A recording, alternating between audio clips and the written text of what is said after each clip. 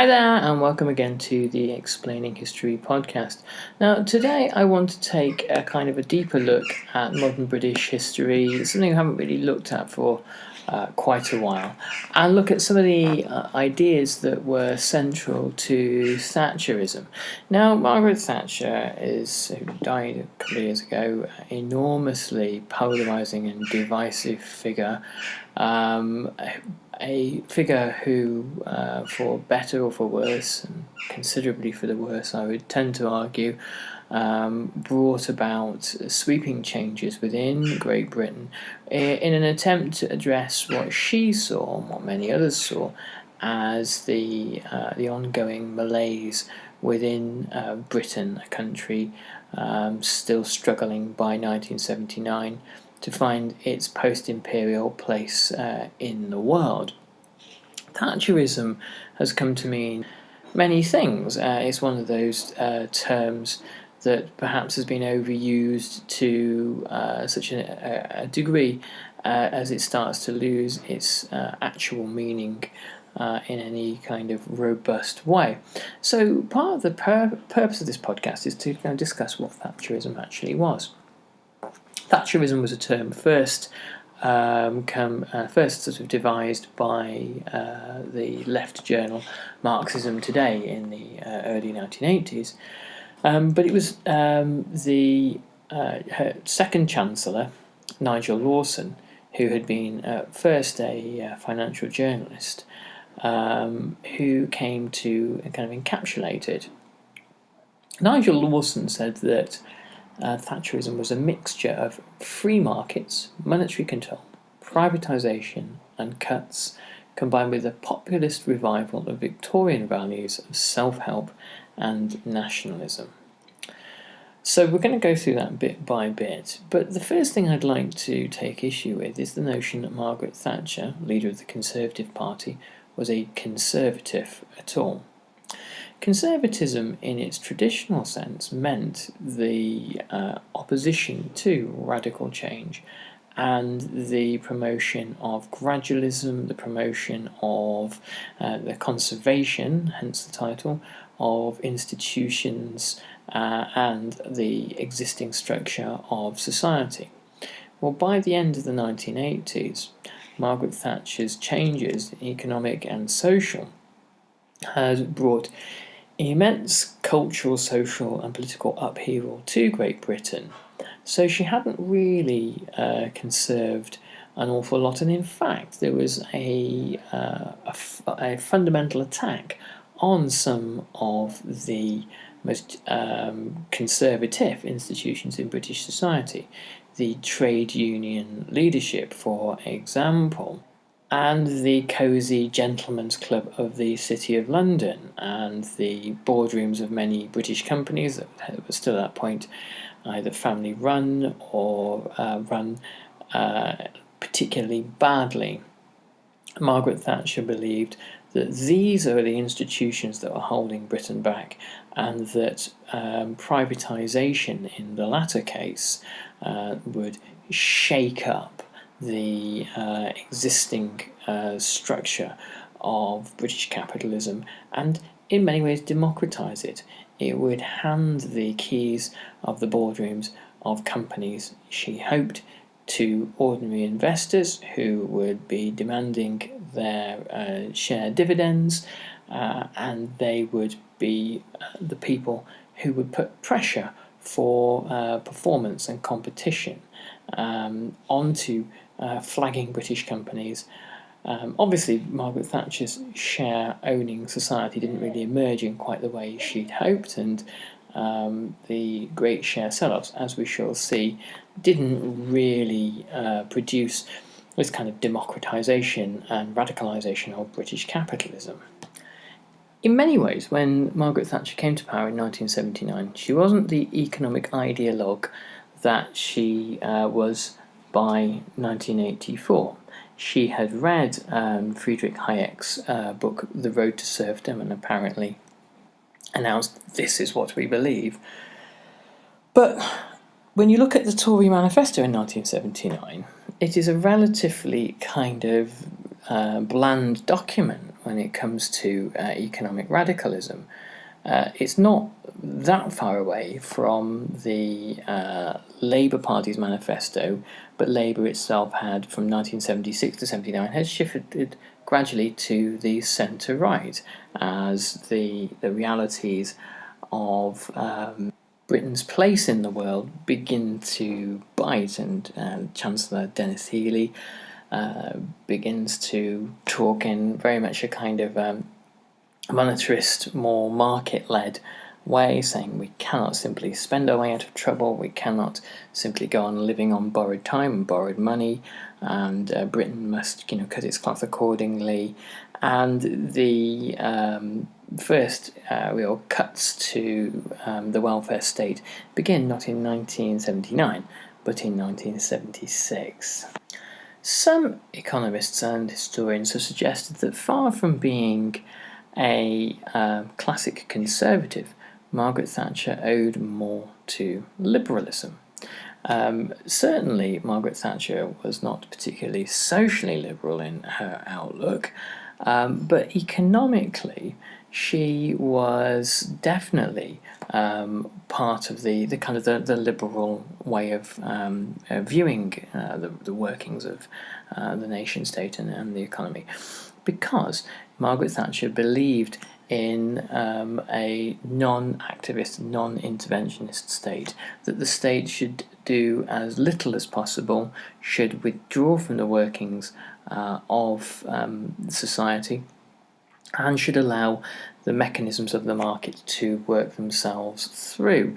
In doing so, this would provide individuals with the initiative and the drive to solve their own problems and to figure out their own destiny. This self-help idea is nothing new. It was something that was part of the kind of ideology of the Victorian era, the idea that the working classes could really figure out their own problems and pull themselves up by their own initiative and sort out their own destiny. Of course, this is a great way of well-heeled middle-class people walking away from the problems of the poor and leaving them to their own devices, and if they fail, it is really their own fault through want of drink and idleness and all that kind of Victorian rhetoric. Two figures had really laid the ground for Margaret Thatcher's shift to the right in 1979. Enoch Powell, who, before his disgrace in 1968 with the Rivers of Blood speech, where he claimed that mass immigration would bring violent chaos onto the streets of Britain. Before that, he had walked out of Macmillan's government in 1957 as a junior minister to the Treasury, following demands, along with two other colleagues, for a radical monetarist revolution of slashing state spending, privatisation, smashing union power, and all the kinds of things that happened under Margaret Thatcher. Now, Powell in the 1950s and 60s is considered to be on the kind of the lunatic fringe of conservatism, and was so far away from the political centre ground, which was all about a kind of a compact between the state, capital and labour, and a meeting of the three in order to guarantee a commitment to full employment and relatively stable industrial relations, that his vision never really prospered. By 1974, when Ted Heath was finally undone after the first miners' strike, the right-wing ideologue Sir Keith Joseph, or Keith Joseph as he was then, briefly had ambitions to challenge Heath. Keith Joseph had moved from the left of the party. He had been a passionate advocate for the poor and had become a passionate advocate for increased welfare assistance, until the point at which he began to believe that welfare solved nothing and actually caused problems. His transition to monetarist right-wing economic thinking, the kind of real Hayekian neoliberalism that we really have laboured under for so long, was consistent with an overall shift in the population to the right in the late 60s and early 70s. During this period of time, greater individualism, a greater kind of rejection of kind of old working class collectivism, home ownership, the availability of credit, of consumerism, of cheap holidays, of second cars, all these kinds of improving living standards began to change the way in which the welfare state was viewed. And Joseph goes along kind of parallel to the population with these views, seeing welfare as the problem, not the solution. This is a notion that is kind of reintroduced into democratic life in the Western world every generation or so, that welfare induces fecklessness. It was when Keith Joseph decided to launch an ill-advised attack on single mothers in a rather offensive speech, which has sort of rings of eugenics to it, that he fell out of the running to replace Heath. And Margaret Thatcher stepped in, winning in 1975, saying, well, if Keith can't win it, then I must. Margaret Thatcher was inspired by Heath's manifesto of 1970.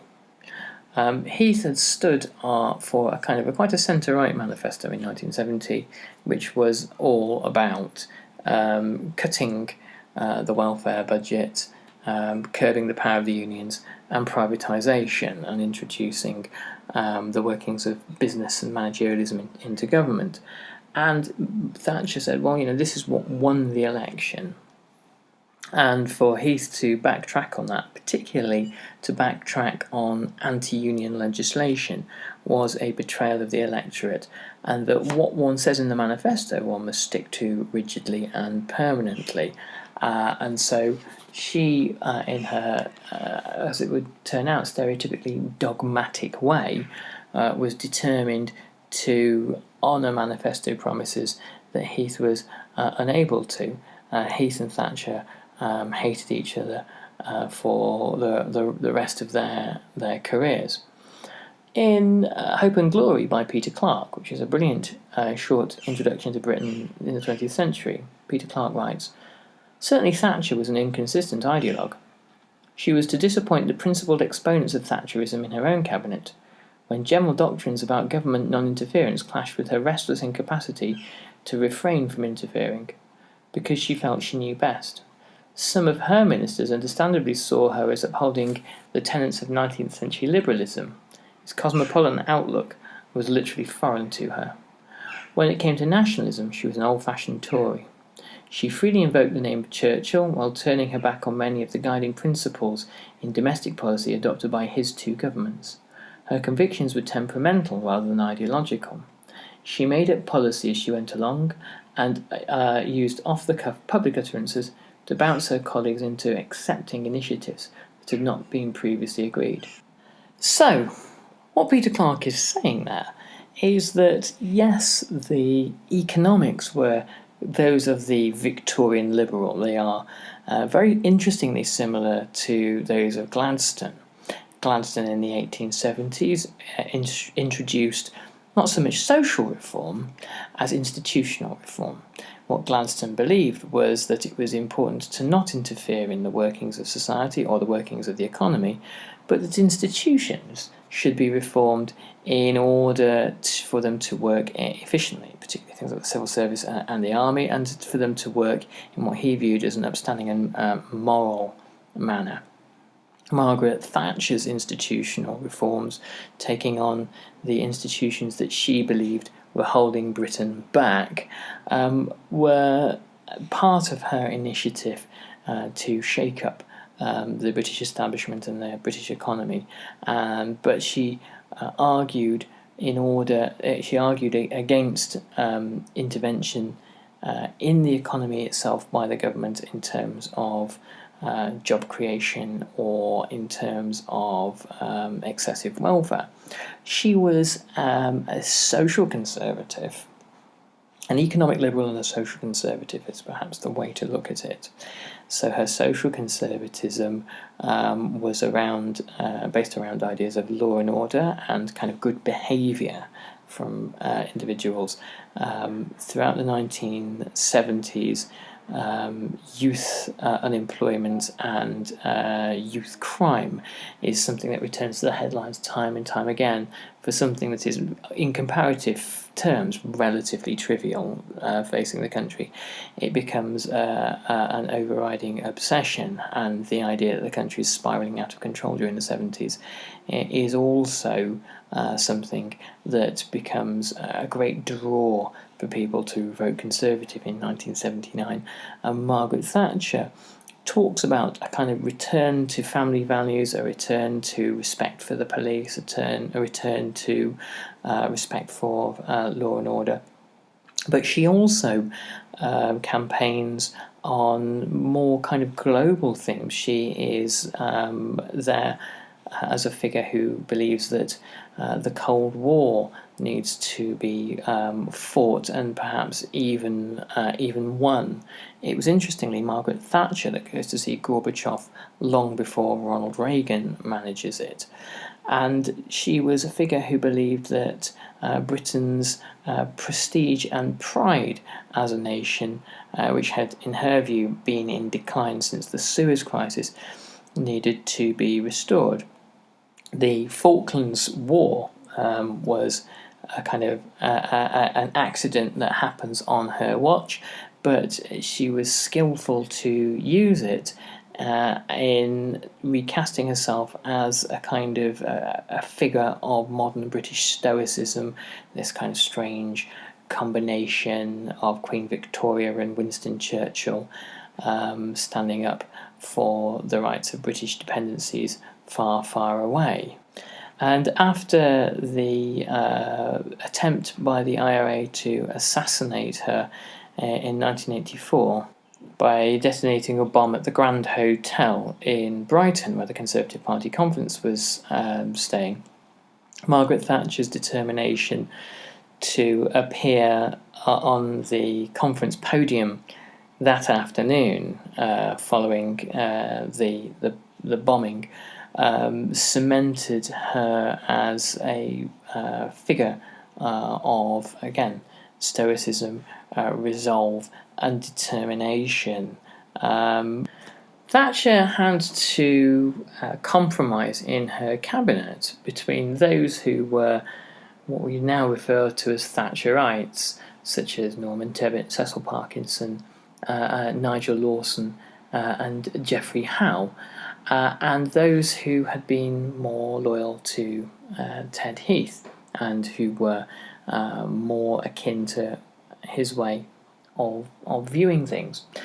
The politicians such as Lord Carrington, Jim Pryor and William Whitelaw were all products of the post-war consensus. They were all men who, like Heath, had believed that the existing structure of British economy and the British state, which was fundamentally centre-left from 1945 to perhaps 1975, and which again was focused on maintaining high levels of employment with a reasonably high level of taxation and public spending. People like Pryor and Whitelaw believed that this could go on, and that the oil shocks of the 1970s, which had fundamentally fractured the Keynesian economics that were prevalent around the world, that it was possible for the post-war consensus to continue. However, the view that Margaret Thatcher took, and particularly her Chancellor Geoffrey Howe, who was the first economic Thatcherite, perhaps even before Margaret Thatcher herself, was that a radical economic medicine needed to be delivered to Great Britain. The cuts to spending and dramatic tax rises, part of which were a legacy of the previous Labour government, were designed from a monetarist point of view to suck liquidity out of the system.